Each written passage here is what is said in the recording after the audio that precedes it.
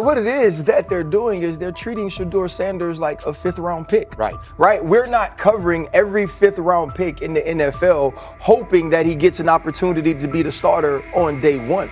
We felt like, oh my goodness, they got a diamond in the rough. Shedeur Sanders fell to the 5th round. They felt like they evaluated him there, and that's where they picked him. And they're playing the guy that they picked in the 3rd round over him because they evaluate him at a higher level than what they do Shedeur Sanders. And I get it. The Cleveland Browns are once again creating problems of their own. Their latest misstep centers on Shedeur Sanders. Ryan Clark and Dan Orlovsky have both noted that Cleveland is repeating the same mistakes. The team spent valuable draft capital and is now undermining that investment. This reflects a persistent issue in the organization's decision-making. It's not just a football decision, it's a pattern of self-inflicted setbacks. Habits and some of the traits that we saw show up in college were very prevalent this past weekend against the Rams.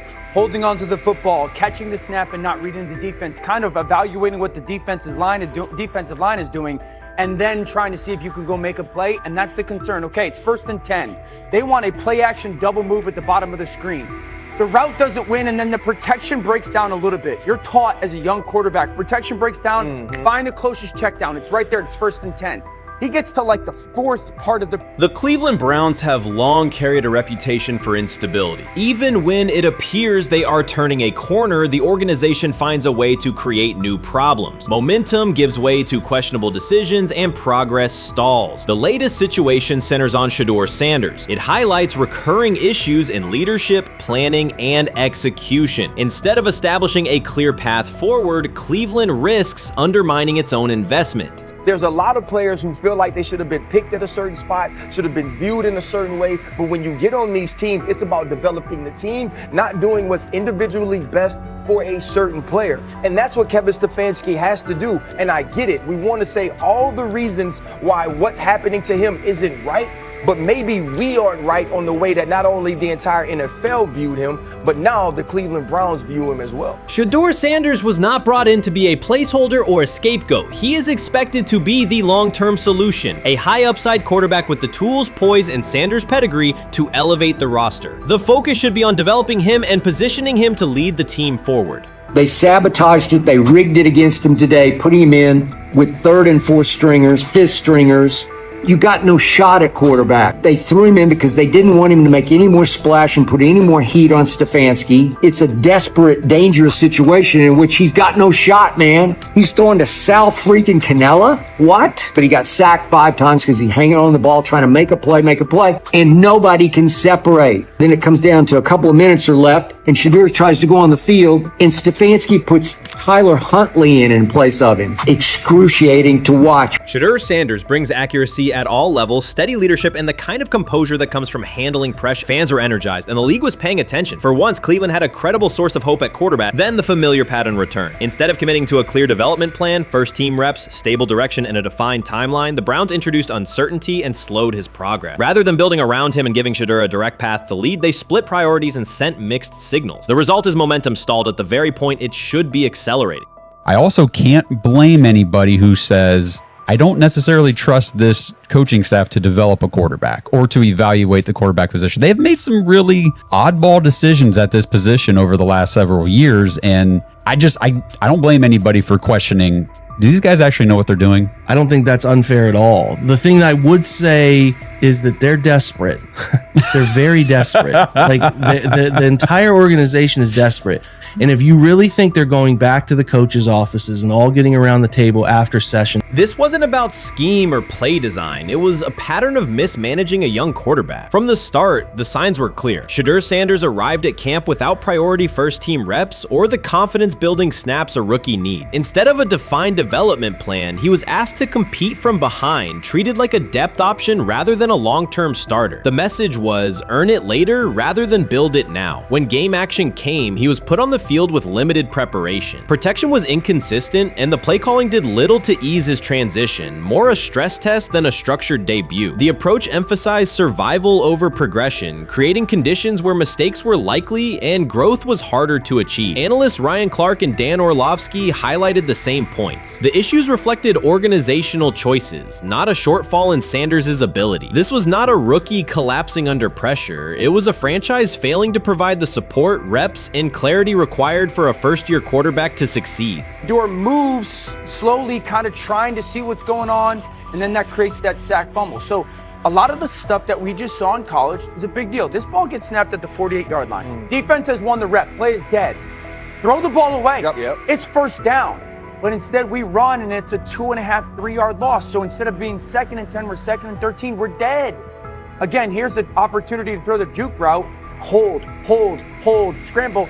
So some of those things that I was and others were concerned about on the college tape showed itself again. This is not the end of the world, though. This is part of his development.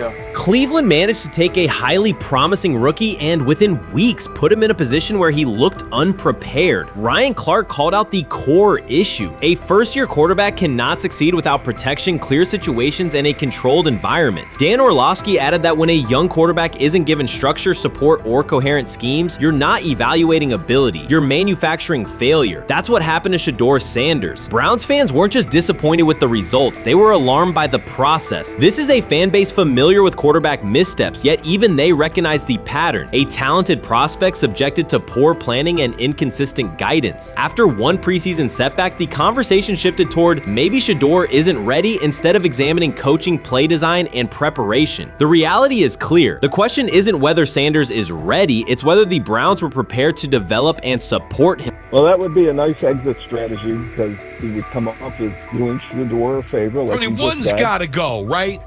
One's got to go. See, to clear this thing up. At some point, but I'm sorry, I know they don't care. If they were to trade Shedeur Sanders now after that preseason performance and he would go on to be good. The organization has cycled through quarterbacks for years, and the pattern is unchanged. Blame the player, protect the system, and repeat the same mistakes. Fans are split. Some argue Shedeur Sanders needs time and support, while others treat one rough outing as proof he isn't the answer. That division hides the real problem, the Browns' process. This isn't Shedeur failing, it's the team failing Shedeur. Across the league, successful teams create clear development paths. Kansas City brought Patrick Mahomes along behind a veteran and tailored the offense before handing him the job. Houston committed to CJ Stroud, built around his strengths, and let him grow with consistent direction. Smart teams invest, protect, and show belief.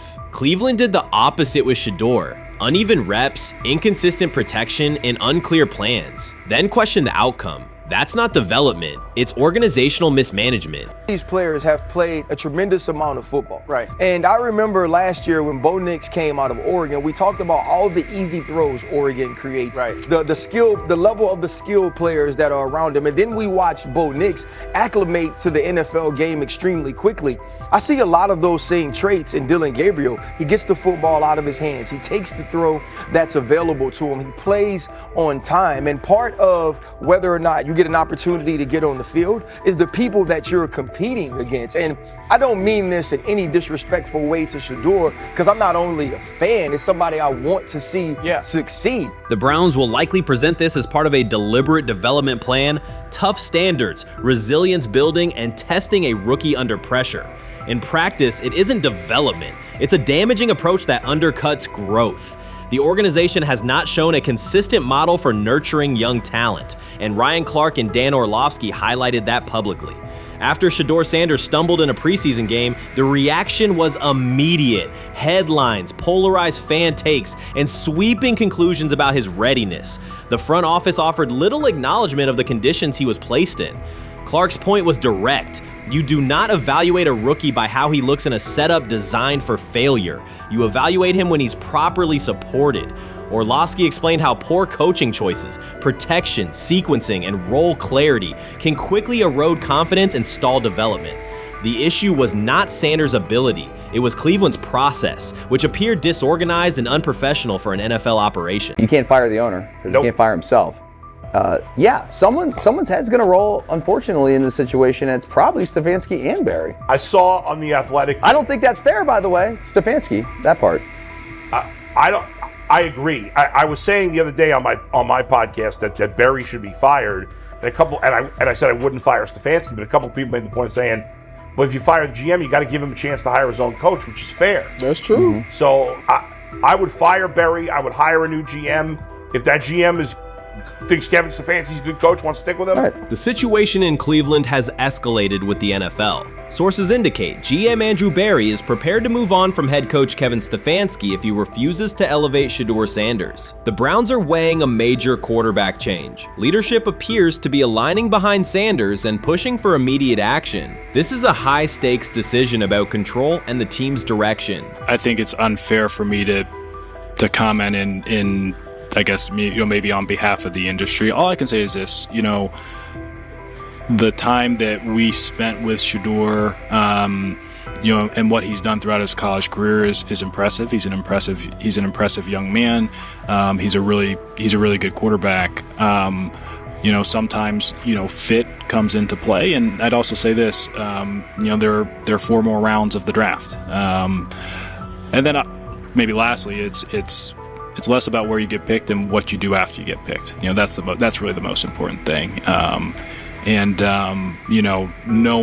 to know him over the course of the spring, he has a ton of resolve. Andrew Berry appears to be at a breaking point. Pressure from fans and within the organization to play Shedeur Sanders is intensifying. Berry is pushing for a move towards Sanders, while head coach Kevin Stefanski remains cautious about altering the depth chart. The divide is clear. One side wants acceleration, the other a measured rollout. The organization is under heavy scrutiny, and the focus has shifted to when, not if, Sanders sees the field. Has the 4th highest odds of any head coach this season to be fired. He's clearly on the hot seat. It's been a discussion for really a couple years now, dating back to last season's 3-win season. And he's always had kind of hot and cold seasons. And now the sports books are saying he's 4th on the list. Number 1 is Mike McDaniel of the Miami Dolphins, Brian Dable of the Giants at 2, Shane Steichen at 3, and there is Kevin Stefanski plus 650 to be fired. This has moved beyond tension to outright stubbornness. Rather than elevating Shedeur Sanders, the staff has chosen Dillon Gabriel. The current depth chart looks less like a forward plan and more like resistance to change. Fans have been clear about who they expect to see, yet the organization keeps delaying. Every week without a real evaluation of Sanders slows development and blurs accountability. Cleveland is choosing a conservative approach when a decisive decision is needed, sending a message of uncertainty to both the locker room and the city. Now being the 3rd string quarterback for the Cleveland Browns, was that so much was made out of unbelievable. He actually made the team as the 3rd string quarterback. Like that was a big deal. Like that was somewhat of a surprise to a lot of people. He should have been the 1st pick in the draft. Kevin Stefanski appears to be doubling down to validate his approach. Despite sustained demand from Browns fans to see Shedeur Sanders reflected in chants, merchandise, and constant discussion, he continues to keep Dillon Gabriel in front on the depth chart. The decision functions as an assertion of control rather than a response to momentum. Even with clear signals from the fan base, Stefanski is staying with Gabriel and delaying a full evaluation of Sanders. It is a deliberate choice to maintain his plan and pacing, not to accelerate change. Cleveland is prioritizing continuity over recalibration, keeping any transition to Sanders on hold. But yeah, the Browns are in a tough spot. They have wasted. You traded a ton of high draft capital to get Deshaun Watson. You've gotten nothing out of Deshaun Watson and missed an opportunity. Who knows who they would have drafted? Now, maybe they would have screwed up those picks and the Browns would still be in bad shape. Andrew Berry is likely frustrated watching Dillon Gabriel default to conservative throws while the offense stalls. From a football perspective, this appears to be the hill Kevin Stefanski is choosing to stand on. Keeping Gabriel ahead of Shedeur Sanders has limited the unit's explosiveness and prevented a full evaluation of a higher ceiling option. Drives end quickly, field position flips, and momentum is lost while Sanders remains on the sideline. Fan patience offense is wearing thin. Each ineffective series intensifies criticism and shifts scrutiny toward the coaching staff's criteria for the depth chart. With every additional snap for Gabriel, the decision reads less like an open competition and more like rigid adherence to a plan that isn't producing results. The optics are clear. A dynamic quarterback sits while a cautious approach keeps the offense in neutral. If this continues, accountability questions will grow inside and outside the building. What performance benchmarks keep Gabriel ahead of Sanders? When will Sanders receive first-team reps in live situations to allow a fair comparison? The front office must decide whether to preserve continuity or pivot toward a timely assessment of Sanders. The longer the current approach stays in place, the more it signals stubbornness rather than adaptation, and the more pressure mounts to realign the plan with on-field output. I honestly see it happening if the Browns lose a bunch of games. Like if they get 5 wins or less, I see the report coming out now that Stefanski will be fired. I don't want it to happen. I want the Browns to be good, win a bunch of games. I think that they're going to be a team that is slept on and can at least get 7 wins, which is why if they don't, I see Stefanski getting all the blame for that, and there'll be a new coach in Cleveland. Because their players, to me, are there once again. We've talked about the incredible rookie class. The approach in Cleveland lacks consistency. One week, Andrew Berry signals he wants Shedeur Sanders on the field. The next, Dillon Gabriel gets the reps and the plan stays conservative. Through it all, Kevin Stefanski shows limited urgency despite pressure on his job security. Fans are asking for an offense that can push the ball, change field position, and produce points. Instead, the unit leans on short throws and cautious sequencing. Gabriel's play keeps the ceiling low and momentum static, while a full evaluation of Sanders is postponed. The result is growing frustration and a clear disconnect between the front office, coaching staff, and expectations in the stadium. The NFL tried to teach him and his father a lesson. You don't act like that. You don't talk like that before a draft. We'll show you how our game is played. We will watch you plummet all the way. I think he would have gone undrafted except for that owner in Cleveland. And he is the key to everything because he is something of an against the grain maverick owner. He's kind of a wannabe Jerry. Fan speculation is growing. Some believe Kevin Stefanski lacks confidence in Shedeur Sanders. Others think he's prioritizing Dillon Gabriel for reasons unrelated to performance. A more extreme view claims Stefanski is manipulating outcomes to secure a buyout. Whatever the motive, the risk is clear. This approach is straining his relationship with GM Andrew Berry and alienating the fan base. Pressure is rising, Berry's patience is running out, and supporters have shifted from requests to demands. If the current plan continues, calls for a change in quarterback and accountability will intensify. The 2025 NFL Draft was expected to be Shedeur Sanders' moment. Many projected him as a top 10 talent and a headline quarterback in one of the most discussed college football storylines in years. Instead of walking across the stage on the first night, he waited through 3 days without a call. There was no celebration, only silence. When the phone finally rang at pick no. 144 in the 5th round, it was the Cleveland Browns. With that selection, the financial outlook changed dramatically. The Sanders family believes this was not a typical draft slide, but the result of coordinated action. They are pursuing a $100 million lawsuit alleging collusion across parts of the league. In the months before the draft, Sanders was consistently discussed among the top quarterbacks in the class. Television and digital analysts praised his poise, accuracy, leadership, and command. Scouts highlighted a 74.1% completion rate, record-setting stretches at Colorado, and his rise from an HBCU star to a national figure. Consensus expectations placed him in the first round or early second. Draft night unfolded differently. As picks accumulated, there was little indication that his name would be called. The atmosphere at his private gathering shifted from anticipation to doubt. When the Browns selected him late on day 3, projections for his first contract dropped from an estimated range in the mid-$30 million to approximately $4.6 million, with corresponding reductions in likely endorsements and long-term positioning. According to Deion Sanders and others close to the family, this was not about performance, injury, or conduct. They argue it was coordinated. Attorneys were contacted immediately. The allegation is straightforward. Sanders' value was suppressed intentionally. The family's position is that this was a calculated decision within parts of the league, not an isolated set of evaluations. The legal claims focus on communications that, if authenticated, could be significant: internal emails, text messages, and owner-to-owner conversations. The family's representatives contend that these materials show a deliberate effort to avoid drafting Sanders in early rounds based on perceived image concerns rather than football merit. One message reportedly under review framed the decision in branding terms. Drafting Shedeur would mean inheriting the Prime brand. The complaint asserts that this view led some teams to discourage others from selecting him unless necessary, not for film-based reasons, but to avoid perceived attention and external pressure tied to his family's profile.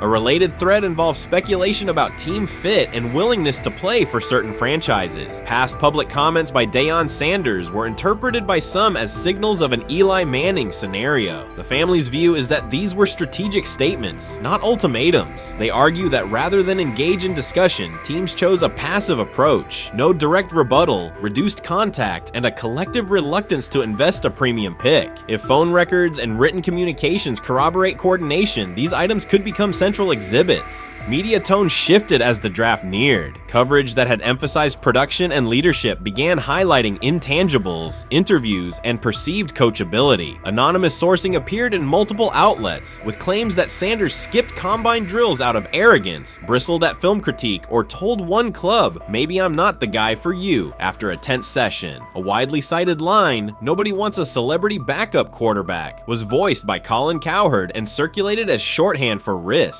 The Sanders legal position is that these narratives did not arise organically, but reflected a coordinated leak pattern that undermined his market value. The family's contention is that this was primarily about control and compliance rather than football ability. They point out that Sanders did not fail a drug test, was not suspended, and did not produce poor athletic testing. His college resume included elite stretches and significant program elevation at 2 stops. The legal claim asserts that the league's power structure resisted a high-profile player aligned with a high-profile parent coach and an independent media presence. The allegation is that teams sought to avoid the perceived complexity that would come with selecting him early. The financial impact is a core component of the damages claim. Had Sanders been selected late first or early second round, projected 4-year compensation would likely have fallen between $30 to $35 million, with immediate access to higher tier endorsement opportunities and the brand leverage that accompanies a franchise quarterback designation. As a 5th round pick, the initial contract value is a fraction of that total, and associated off-field opportunities are typically narrower. The suit reportedly seeks not only lost salary, but also the broader economic value linked to draft position, sponsorships, licensing, and the visibility that accelerates an early career trajectory. The filing's scope, as described by sources close to the family, extends beyond the league office. It may involve media outlets, scouting firms, and specific executives if discovery shows coordination or materially false statements that affected value. The argument is that the draft slide harmed not only Shedeur, but also the broader Sanders brand, affecting perceptions of Deion Sanders as a recruiter, coach, and public figure. The family's view is that narrative construction around brand risk and celebrity backup produced a measurable economic and reputational loss. If a court authorizes discovery, the process would likely compel emails, internal draft notes, and message archives from teams and third-party intermediaries. Subpoenas could be served on media organizations for sourcing records related to anonymous quotes. That level of transparency would be unusual and could reveal how information flows during pre-draft periods. The legal theory moves beyond a single player's evaluation to the draft's integrity, whether owners or executives acted in concert to reduce a prospect's value for reasons unrelated to football performance. The league has not publicly addressed these specific allegations. Background comments from executives characterize the claims as overreach. The family's camp maintains they have documentation sufficient to proceed. The comparison points referenced by observers include Deflategate, Spygate, and the Colin Kaepernick grievance, not because the facts are the same, but because of the potential scope, policies, practices, and the balance of power between the league and individuals challenging its processes. Another dimension of the dispute involves how the NFL perceives Deion Sanders, Coach Prime, and the autonomy he promotes. He built a large media footprint around his programs at Jackson State and Colorado, elevated his players' profiles, and spoke openly about fit and leverage. The family contends that this visibility, combined with statements about preferred destinations, triggered resistance. The complaint frames the response as a preference for compliance and predictability over independent branding and public negotiation. The suit also addresses the pre-draft decisions that critics point to, skipping the Senior Bowl, declining full workouts at the NFL Scouting Combine, and candid interviews about team fits. The family characterizes these as strategic choices commonly made by top prospects, not evidence of entitlement. Their view is that similar decisions by other players did not produce the same narrative because those players fit more comfortably within league expectations. The risk calculus is clear. Bringing a suit of this magnitude invites professional consequences. The family acknowledges that some within the league may react negatively. Their position is that the principle at stake, transparent and fair valuation, warrants the risk. The message they intend to send is that manufactured narratives and coordinated devaluation should face scrutiny, particularly when they affect earnings, opportunity, and reputation. If the case advances, several outcomes are possible. The court could find insufficient evidence of coordination, limiting the scope to individual judgments protected as opinion. It could also find enough to proceed to broader discovery, which would have implications beyond one player, including potential changes to how teams document evaluations and how media handle anonymous sourcing close to the draft. Agents might push for reforms, including clearer guardrails around leaks and standardized prospect communication records. For now, Sanders is working within the Browns structure. He has avoided public escalation beyond confirming focus on preparation and development. The lawsuit is a separate track managed by counsel. This dual approach, professional routine on the field and legal action off it, reflects the family's strategy. They intend to contest the process they believe harmed him while meeting club expectations day to day. The core allegations remain consistent across their statements. A talented quarterback saw his draft value suppressed by coordinated behavior tied to branding concerns and public positioning rather than football merit. Media narratives amplified that shift, and the result was a substantial, quantifiable loss. The remedy sought includes compensation and a measure of accountability that could deter similar conduct. Whether the claims are ultimately proven will depend on documentation and testimony. If emails, texts, and call logs substantiate coordination, the impact could be significant, prompting policy review around pre-draft communications and media engagement. If not, the case may narrow to disputes over opinion, perception, and the gray areas of scouting. Either way, the filing signals a willingness to confront entrenched practices and to test in court how far the process extends beyond film and interviews. This situation has moved from speculation to litigation. It addresses control, image, and power in a system that influences careers and compensation. It also underscores how public narratives can shape market outcomes. Sanders' path now has two tracks: earning opportunities on the field in Cleveland and seeking redress off the field for what the family views as an avoidable and orchestrated loss. The questions at stake are larger than one draft slot. They touch on how the league values independence, how information is weaponized, and what recourse exists when a player believes the evaluation moved from football to optics. The answers will emerge through practice reps and, potentially, through discovery and a courtroom record. We've got news. Got news. About my Cleveland Browns. We've got an oblique problem. Obliques are big deals, especially when it's your quarterback. Now, he might be fourth on the depth chart, but he was number one in the preseason game last week, and he did a great job. 138 yards, 2 touchdowns. Shedeur Sanders has an oblique injury. That is not good. I do not like this. I hate this because I want to see more reps for Shedeur Sanders. Shedeur Sanders, a projected breakout this season, has been sidelined unexpectedly. The Browns coaching staff confirmed an oblique injury significant enough to keep him out of all activity. No reps, no drills, no warm-ups. Concerns are rising about how this may affect his momentum and force adjustments to the team's plan. The focus now is his recovery timeline, the impact on his development, and the next steps for the quarterback depth chart. Browns rookie quarterback Shedeur Sanders injured his oblique during practice practice today, putting his status in doubt for Saturday's preseason game against the Eagles. He's the latest quarterback on Cleveland's roster who has dealt with a health issue, joining fellow rookie Dillon Gabriel and Kenny Pickett.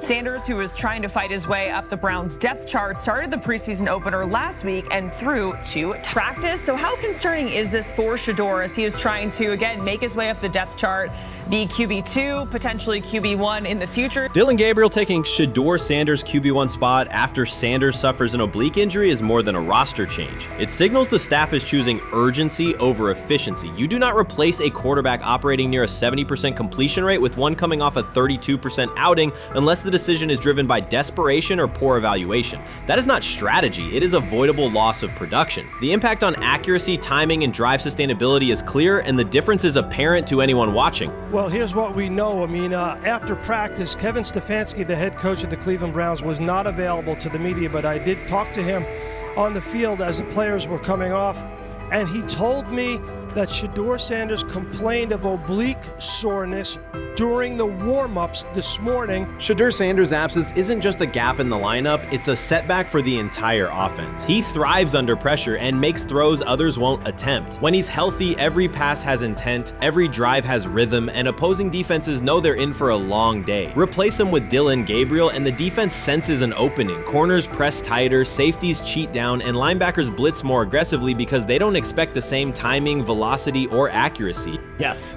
I mean, yeah, I'm a fan. I'm not even going to try to hide it. Rich gets you guys are fans. Like, you guys talk about the Cleveland Browns quite a bit. Yeah, it's almost annoying to me. It aggravates people. Like, people don't like the fact that Rich talks a lot They about must love Shedeur. I'm here. But it's like, you know, you have a friend, and that friend's child is following in the family's footsteps. You want them to do well. I don't know why people have such an issue. I know Rich is supposed to be impartial, but it's kind of hard when you have that type of tie to it. But yeah, I'm rooting for Shedeur, man. And Dillon Gabriel's 32% completion rate isn't just poor, it's untenable at this level. A number that low needs no context. It means 2 misses for every completion. Weather, opponent, and play calls are secondary when efficiency is that limited. That output does not sustain drives or keep the full playbook viable, yet he is starting while Shedeur Sanders is sidelined. The contrast is clear. Sanders brings accuracy, timing, and command. Gabriel's recent performance reflects inconsistency and missed opportunities. Choosing Gabriel under these circumstances reduces offensive reliability and invites defensive pressure. It is a decision that sacrifices efficiency and field position. So it'll be interesting to see what happens with Dillon Gabriel, but to the Shedeur Sanders point, it is unfortunate because I thought he was gaining some momentum. I know the practice that they had before they left for Philly, Daniel Oyefusi reported that he actually took the most reps of all of the quarterbacks. And that was the first time that had happened. It was the first time that he had went ahead of Dillon Gabriel, practicing with the twos, etc. So, like, coming off that stout performance against the Carolina Panthers, he was gaining momentum. If this were a clean evaluation, there would be no debate. Shedeur Sanders is the clear choice. He's accurate, composed, and consistent with a track record of high-level production. Dillon Gabriel remains a question mark, and not the kind that stresses defense. He's the kind that makes coaches consider leaning on the run to limit risk and protect field position. The reality is that injuries create openings for players who haven't earned them. Gabriel has stepped into QB1 while Sanders is out, but that reflects circumstance, not superiority. We don't know the severity of this oblique injury and whether it will even keep him out of Saturday's game against the Eagles. As for moving up the depth chart, I'm the Browns preseason sideline reporter. I was there Friday night when he burst onto the stage and set the NFL world buzzing. And yes, his demeanor was tremendous. His poise was tremendous. He did the things that were asked of him. But at the end of the day, he wasn't actually asked to do all that much. The real concern is how this could attach to Shedeur Sanders' reputation. The NFL is unforgiving about availability. An oblique injury for a quarterback isn't minor. It affects mechanics, torque, and timing. Even with a strong return, the injury-prone label can linger. For the Cleveland Browns, or any team seeking stability under center, that perception is toxic. Teams don't want a player they fear won't make it through October. That's the risk. Talent doesn't always overcome league politics. Once questions about durability start, they rarely fade. They surface in contract terms, roster decisions, and sideline evaluations. So Shedeur Sanders is injured again? If you were following along on social media today for the Browns' first joint practice in Philadelphia against the Eagles, wow, you were in for a tumultuous ride. I mean, all the reporters, both Browns and Eagles reporters, were pretty much flabbergasted at the fact that Shedeur Sanders was taking 0 team reps during the day, and even Tyler Huntley was getting team reps instead of Shedeur. And then it came out, obviously, everybody's speculating. There's people calling for Kevin's jobs. And before I go any further, I don't blame anybody. Ever. Meanwhile, Dillon Gabriel's number should be sidelining him, not elevating him. A 32% completion rate isn't a dip, it's a warning sign that points to issues with field vision, timing, and receiver cohesion. That's the quarterback taking snaps while Shedeur Sanders is out. Put their work side by side and the gap is obvious. Sanders shows consistent placement, timing, and footwork that reflect high-level execution. Gabriel's recent output introduces variability that shrinks the call sheet and stalls drives. You can't claim the priority is winning while starting a quarterback who isn't reliably delivering routine completions. Fans recognize it, receivers lose confidence and tempo when targets are off, the offensive line's urgency fades when protection doesn't translate into productive throws, team belief in the quarterback is fragile, and once it erodes, a season can come apart quickly. We could be looking at, 3/4 of Snoop and maybe 1/4 of Dillon Gabriel. Not really exciting for the fans. Of course, it would be nice to see what Dillon looks like. Did spend third-round capital on him. If you're Dillon Gabriel and you're a rookie, is not you be want to get healed. You want the reps. You want to take these reps. So what do you do to prepare yourself and get ready? Because, man, when rookies get injured, it's like these reps are so valuable. Yeah, sets them back a lot. We do have some video here. Mike Garafolo had some video of Jalen Hurts kind of helping Shedeur use his cart to get off the field here. Shedeur Sanders changes the entire equation. His presence under center keeps defenses honest, keeps teammates engaged, and expands the coaching staff's options. You can call vertical shots, open the playbook, and control the game's tempo. Dillon Gabriel limits that. With him, the playbook narrows, drives stall, and the defense ends up on the field too long trying to compensate. The Cleveland Browns are not in a position to gamble at quarterback. This is a franchise with a difficult history at the position. With Gabriel, the issues are visible from the stands. A 32% completion rate won't jump to 60% with a few extra reps. If anything, it will decline as defenses present looks they would not risk against Shedeur. And that's the core issue. Shedeur Sanders at 80% is still a better quarterback than Dillon Gabriel at his best. That isn't exaggeration, it's the numbers. If Sanders is a 70% passer when healthy, even a drop to 60% keeps him well ahead of where Gabriel is now. Yet the team is rolling with the quarterback who isn't delivering routine completions. Every week Sanders is out, his hold on QB1 loosens. That's the hard truth. The longer Gabriel stays in the role, the more coaches cite continuity and chemistry to cover what's happening on the field. Every throw and every drive has to be a statement, not just to win, but to erase any notion that Gabriel is a legitimate alternative. In the NFL, QB1 isn't handed back because you used to be the best option. You have to take it. Started off with some positive news for Shedeur, and then it kind of just went left real quick. Shedeur got the news early on that if Dillon Gabriel couldn't go, he would get his second straight start in the Saturday preseason game against the Philadelphia Eagles. And then he went on to injure his oblique. For the fans who don't know exactly what part of the body the oblique is at and what that injury is and how it can impact the quarterback, can you explain to them what is an oblique injury?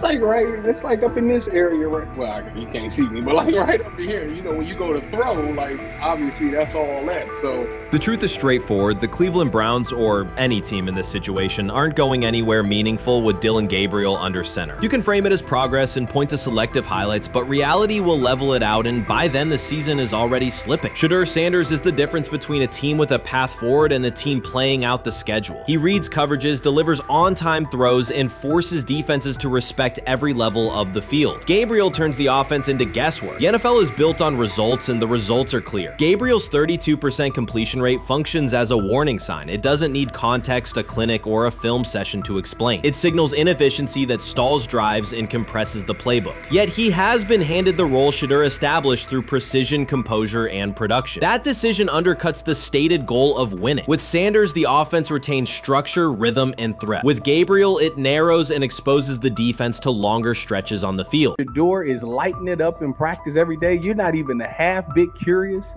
to see what he could do with the ones. That makes no sense. And then on top of all of that, you got players going on podcasts and talking to people in the media saying this guy is really good. Like this guy is legit. So even your peers respect you enough. How is it that the coaches can't see that? It always starts with the players, where the players like, hey, you see that? You seen that pass he threw? The Cleveland Browns were taken by surprise when quarterback Shedeur Sanders stepped in for first-team snaps, asserting control of the drill and instantly highlighting deficiencies across the rest of the room. His confident command forced coaches to pause practice clips, reevaluate progressions, and consider immediate adjustments to the depth chart. Within minutes, discussions spread throughout the facility and online forums as fans weighed what Sanders' showing means for the current starters. The organization now faces an urgent, data-driven decision on whether Sanders should move up permanently. Shedeur Sanders arrived at Browns practice, took several first-team reps, and the entire quarterback group immediately felt the pressure. Coaches erased the whiteboard and reviewed their plans. Staff members exchanged concerned comments, and observers began asking whether Sanders was positioned to assume a larger role. Tony, every year we see at least 1 to 2 teams.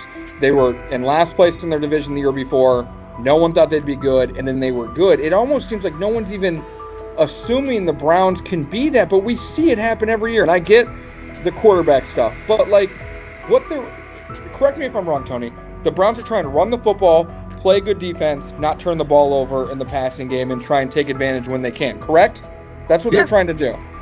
That was the 2020 offense. The Cleveland Browns are still searching for stability at quarterback. Deshaun Watson is yet to deliver consistent starter-level production that justifies his contract, and each game renews doubts about whether he can regain peak form. Behind him, rookie Dorian Thompson-Robinson shows promise but remains inexperienced and unpolished. Coaches are evaluating alternatives each week and may need to adjust the depth chart if progress stalls. The roster around them is built to contend now, so ongoing uncertainty under center is increasingly costly. As we talk about, we do believe in best player available. We do believe in positional value, and we didn't necessarily expect him to be available in the in the 5th round, and so we love adding competition to every position room and adding him to compete with the guys that are already in there. We felt like that was the appropriate thing to do. The Browns quarterback group is unsettled. Deshaun Watson has yet to provide the reliable, high-level play his contract demands, while rookie Dorian Thompson-Robinson remains promising but unpolished. Depth behind them consists mostly of veterans whose experience lies more in holding clipboards than leading offenses. The coaching staff needs an immediate answer, not a 3-year development project. Shedeur Sanders enters as that potential solution. At Colorado, he passed for more than 3,200 yards despite working behind one of college football's poorest offensive lines, consistently demonstrating poise, quick processing, and accurate ball placement under heavy pressure. Film shows steady reads and disciplined footwork, traits that offset concerns that his profile is built on family name or media attention. Cleveland viewed the signing as a low-risk, high-reward move. Early in camp, Sanders received a handful of first-team snaps intended merely as an evaluation. Those plays quickly changed practice tempo. The ball came out on time, receivers hit their landmarks, and the defense struggled to adjust. Coaches immediately expanded the review using phrases such as evaluate every option, an indication that the depth chart was no longer fixed. Watson sensed the scrutiny. Thompson-Robinson increased his urgency. Within minutes, competition in the quarterback room intensified. Sanders repeated that performance in subsequent sessions. His footwork remained clean, progression sharp, and throws firm and precise. Each strong rep forced staff to reassess the plan to keep him buried on the developmental track. The broader context magnifies the pressure. Cleveland's roster is built to contend now. Fans are weary of quarterback turnover, and the front office cannot afford another costly misstep under center. Around the league, rookie passers rarely wait multiple seasons anymore. Joe Burrow, Justin Herbert, CJ Stroud, and even late pick Brock Purdy established that precedent. If Watson opens the regular season and struggles, public calls for Sanders will grow, especially if the rookie flashes in preseason. Alternatively, another team could attempt to acquire him if Cleveland hesitates to elevate his role. Each scenario underscores the same reality. Sanders' emergence has turned a routine camp evaluation into a critical decision point for the franchise.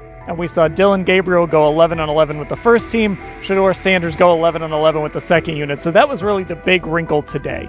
Yes, and of course, it was the first time that we have seen Shedeur Sanders get any of those coveted 11-on-11 reps. Of course, again, it wasn't with the first team offense or against the first team defense, but it's progress. And that means that he's going in the right direction, that the arrow is pointing up. He's coming up the learning curve. So that's good for him. And I actually thought just overall, he had a better day than Dillon had today. He completed more passes. He was more on point. In fact, in that 11-on-11 period, he threw a near touchdown. Desperation can push franchises toward aggressive decisions, especially when their quarterback options appear unconvincing or outdated. One scenario now emerging is that Sanders earns enough confidence to take full preseason reps with the starters, forcing Cleveland to revisit a depth chart it believed was settled at the beginning of July. His practices demonstrate that the excitement around him is grounded in measurable performance. Accurate, high-velocity passes against first-team defenses, and confident command of the huddle. Each strong outing also heightens league-wide interest.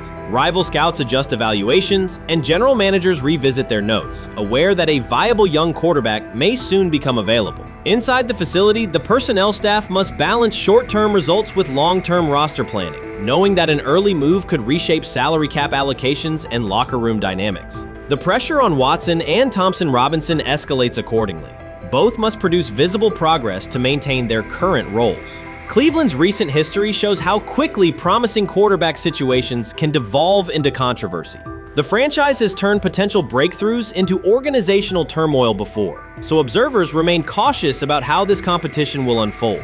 This is exactly what he says. I'm told the footage of Shedeur Sanders meeting with the Giants is so bad that both the Browns and the Sanders family have threatened legal action if it is published. The New York Giants have released audio from their draft interview with Shedeur Sanders, and the disclosure has drawn intense public reaction. Fans want to know whether Sanders made critical remarks and why the Giants shared material that should have remained confidential. The situation revolves around an open microphone, contentious comments, and the broader implications of the leak. The New York Giants published a brief, edited segment from their interview with Shedeur Sanders and withheld the remaining footage. Observers are debating whether this was a strategic public relations decision or an attempt to discredit him. The team has offered no additional explanation, and many fans view the limited release as inadequate and potentially misleading. They are demanding full transparency and accusing the organization of orchestrating a negative narrative. While criticism of Sanders is vocal, his supporters are responding with equal intensity. There was another team that he sat down with. What do you mean it didn't go well after that? So, he was pissed that they did that to him. They did that to him. He counter confronted the same thing they do to every other quarterback prospect. They did that to him. They slide in a mistake to see if you catch it. Right. And so because you're the quarterback. But he didn't take it as a correction. He took it as like he got pissed off. Yeah, and it's like so here's another one. So another one was, he throws a bad interception, and it was a deep throw early in the game, and he comes back and they go in the meeting, they show the interception. The Giants have released only a brief excerpt of the interview and are refusing to share the rest. Their decision has drawn criticism across TikTok, X, and Facebook, where many see it as a poorly handled public relations move. Fans are calling for the full recording to be published so the situation can be judged in its entirety. The GM is on film that the son, they asked the son last draft, yo, who you think I should pick? His son yo, you need to get the Jaden Daniels, big. This is what his son, it's on tape. You should go Jaden Daniels. He laughing at his son. And all right, cool, get Jaden Daniels. I don't even know how that tape got out. I wouldn't have let the get out. Shedeur Sanders appears unfazed by the situation. Although the Giants suggested he was more hype than substance, their handling of the interview has instead elevated his visibility. Analysts across major sports outlets are now discussing him more than before, keeping his name prominent in the news cycle. New York Giants, where these tapes at? You hear me? Because if Shedeur Sanders was so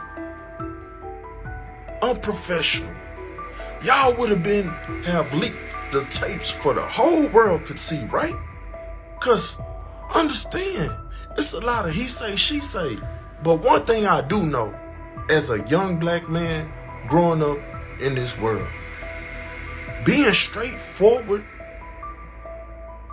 and not sugarcoat anything. The Giants' PR team appears to reject Sanders' family connection outright, a decision many view as unprofessional and lacking nuance. Internal discussions seem to have dismissed quarterbacks with prominent relatives as poor fits for the organization, revealing limited awareness of public perception. The response was swift. A single edited clip ignited widespread debate on social media, with fans asking why essential segments were held back and what the team might be hiding. Critics argue that if the full interview review contains nothing damaging, the club should release it in its entirety. Online discussion intensified immediately and continues to gain momentum. What they do during the film and the combine and the meetings is teams will install mistakes intentionally planted in the install, and they want you to catch them. Shedeur didn't, and when a coach called him out, once again, it didn't sit well.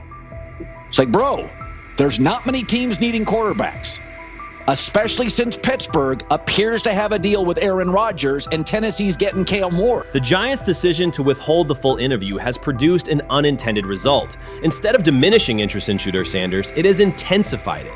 Media outlets and analysts are now examining every on-field rep, press comment, and public appearance as evidence of how he conducts himself under scrutiny. Each throw, adjustment, and answer is tracked and evaluated against league standards, reinforcing the view that he remains composed and professional. Many fans contend that the organization has misrepresented Sanders and suggest the issue may stem from the Giants' view of his father, Deion Sanders. They see the partial release as an attempt to raise doubts about his character by association. That perception has only made his profile more compelling. The discussion has shifted from whether he deserves a high draft position to how effectively he withstands sustained pressure. Sanders is now regarded not just as a talented prospect, but as a symbol of resilience, central to debates about transparency and organizational strategy. Even if the Giants eventually provide more context, the visibility they have created for him is unlikely to fade. The most fun yet the most difficult thing I cover and we cover all year long is not games. It's the NFL draft. Because I've said this many times, you get lied to for a month to 2 months up to it. And so often during the draft, and every few drafts, there's a guy that really falls, precipitously falls. This year it was Shedeur Sanders, it's been Aaron Rodgers, it's been Dan Marino. Every few years somebody falls a lot. And so, but those stories don't come out until like the fall. Criticism of Shedeur Sanders from within the Giants organization has become increasingly public. Team communications appear focused on casting him as an overhyped prospect, whose character should be questioned, a narrative that seems aimed at shaping opinion rather than assessing performance. Yet each selective release or negative remark has instead amplified attention on Sanders and elevated his reputation. Efforts to confine him to a narrow, unfavorable image continue to produce the opposite effect, reinforcing his position as an underdog who endures external pressure. The debate has shifted from football analysis to broader concerns about narrative control and transparency. Fans, reporters, and online communities are still urging the Giants to publish the full interview, arguing that only complete context can resolve speculation. The organization's refusal to comply has intensified scrutiny and led many observers to conclude that the team underestimated public reaction and now faces questions it could have avoided with full disclosure. The tapes, the New York Giants have the tape. They definitely have the tape. It's confirmation that they have the tape. Shedeur didn't do nothing. Is what they saying he did. I'm gonna tell you what these mixed reaction right here. So we already know about the New York Giants, but the Pittsburgh Steelers head coach Mike Tomlin reported admired Sanders' talent, but hesitated to draft him due to previous challenges with quarterbacks like Russell Wilson and Justin Fields, leading to more cautious approach. Las Vegas Raiders. Sanders met with Raiders at the NFL scouting combine and expressed enthusiasm about potentially joining the team. His familiarity with the West Coast offense and quick release was noted positive, though concerns about his ceiling. Hours after the Giants posted that short audio clip, the timeline never slowed. Comment threads filled with frame-by-frame breakdowns, lip-read attempts, and side-by-side comparisons of what was said versus what was left out. Reporters called league contacts. No one could explain why a franchise would stir this level of curiosity only to seal the vault. Each refusal sharpened focus on Shedeur Sanders, turning routine throws into national talking points. Analysts kept circling back to the same note. His cadence at the line looks unchanged, steady against the noise. Hashtags demanding the full interview, trend drop, and trend again. Podcast hosts bump scheduled segments to lead with the leak. Rival teams get asked how they would handle a similar situation, then quietly check their own archives. Inside Giants headquarters, the plan to shape the story looks less like strategy and more like a slow burn spotlight they can't switch off. And now every preseason snap, every media availability, every stray sideline camera angle gets fed into a loop that asks, what are they still hiding? The file remains locked. Curiosity keeps compounding. Until someone presses upload or steps to a podium and explains the redactions, the subject drifts away from depth charts and play design, fixing instead on secrecy, control, and the risk of underestimating how fast attention turns pressure into permanence. Momentum isn't fading, it keeps recalibrating, louder, impossible to mute. The rumors have ended. The decision is public. Cleveland Browns owner Jimmy Haslam has informed every level of the organization that unless an unforeseen injury intervenes, Shedeur Sanders will start at quarterback in Week 1. The announcement is not an informal suggestion or a quiet push in the background. It is a direct order. Multiple independent reports, amplified most visibly by Colin Cowherd, confirm that Haslam delivered the directive himself. From the owner's viewpoint, the logic is simple. No one else on the roster offers the same combination of talent, leadership, and long-term upside. Joe Flacco is approaching the twilight of his career. Kenny Pickett has shown flashes but remains inconsistent. Dillon Gabriel, taken in the 3rd round, is a developmental project. By contrast, Haslam believes Sanders can alter the franchise's trajectory immediately, and he refuses to allow internal hesitation to stall that possibility. The standoff traces back to April. General manager Andrew Berry and head coach Kevin Stefanski entered the draft wanting a low-profile prospect who would fit quietly into the existing depth chart. They prioritized scheme familiarity, modest public attention, and a clear developmental timeline. When the board lined up, they reached for Gabriel in round 3, reasoning that an early investment would justify keeping a rookie on ice behind the veterans. But Sanders continued to slide, first through day 2, then deep into round 5. Haslam watched the names come off the board, convinced the league's bias against Deion Sanders' outspoken son was obscuring legitimate first-round talent. When Cleveland's 5th-round pick arrived and Sanders was still available, Haslam intervened. He did more than approve the choice, he overrode the original plan, making it clear that the organization would select Sanders and give him every chance to compete. From that moment on, the Browns' internal narrative splintered into 2 camps, those ready to accelerate around their owner's vision and those still trying to protect their original approach. Once rookie minicamp began, Sanders erased much of the speculation. He commanded huddles, processed coverages quickly, and delivered throws with anticipation that belied his draft slot. Teammates noted his willingness to accept blame for missed timing, then correct the error without dramatics. While Flacco and Pickett split most first-team reps, Sanders treated limited opportunities as full-speed auditions. During organized team activities, he identified blitz looks, redirected protections, and consistently found his second read when the primary route was covered. More than one defensive veteran told local reporters that Sanders looks like the best arm in the building. That assessment forced Berry and Stefanski to reevaluate their timetable. They could no longer label Sanders a long-term project without contradicting on-field evidence. Drafting Gabriel 2 rounds earlier had provided the staff an excuse to slow roll Sanders' ascent. Coaches could point to investment cost, meeting room familiarity, and installation comfort to justify Gabriel's snap share. Yet each practice rep in which Sanders outperformed the 3rd rounder weakened that shield. Behind closed doors, position coaches began requesting more Sanders film for cut-ups, and offensive assistants quietly shifted meeting questions toward concepts the rookie already executed well. By mid-June, Berry himself started describing Sanders not as a developmental asset, but as a competitive option. Those subtle linguistic changes signaled the front office's recognition that the narrative had moved beyond their control. Haslam's history with quarterbacks is well documented. His pushes for Johnny Manziel, Baker Mayfield, and Deshaun Watson were high-visibility swings, each driven in part by a desire to generate excitement as well as wins. Critics highlight those choices to question his evaluation track record, yet Haslam perceives Sanders differently. Where Manziel carried off-field concerns, Sanders brings a reputation for professionalism. Where Mayfield's leadership style divided veterans, Sanders' approach has united receivers and linemen. Where Watson's trade involved unprecedented controversy, Sanders arrived at minimal draft cost. Haslam sees a rare chance to capture star potential without mortgaging the future, and he is unwilling to cede that upside to cautious pacing. Cleveland's supporters, weary of revolving door quarterbacks, have rallied around Sanders with unexpected speed. Sales of customized Sanders number 2 jerseys surged within days of rookie minicamp. Training camp ticket requests spiked once local media circulated videos of Sanders making NFL-caliber anticipation throws during 7-on-7 periods. The mood in Northeast Ohio has changed from tentative hope to active belief. Longtime season ticket holders who once shrugged at preseason storylines now debate Sanders' footwork at neighborhood barbecues. Social media engagement for Browns content has climbed, driven by highlight compilations of the rookie threading seam passes between linebackers and safeties. All of this places Kevin Stefanski in a fragile position. If he opens week 1 with a veteran starter and the offense sputters, criticism will be swift. Each stalled drive drive will be interpreted as evidence that he ignored the owner's edict and the fan base's intuition. Conversely, if he names Sanders the starter solely under pressure, any early struggles could be framed as proof that Sanders was rushed, further exposing Stefanski to blame. The only sustainable solution is conviction. Either stand behind a veteran with clear strategic reasoning or embrace Sanders fully and structure the offense around his strengths. Splitting the difference, rotating series, delaying first-team reps, or using vague competition language will satisfy no one and likely jeopardize locker room clarity. Sanders' personal approach has reinforced Haslam's confidence. Instead of taking post-draft downtime, he traveled to Texas to train in full Browns gear at facilities near his father's home. The leaked clip of Sanders executing footwork drills in helmet and pads wasn't a marketing ploy.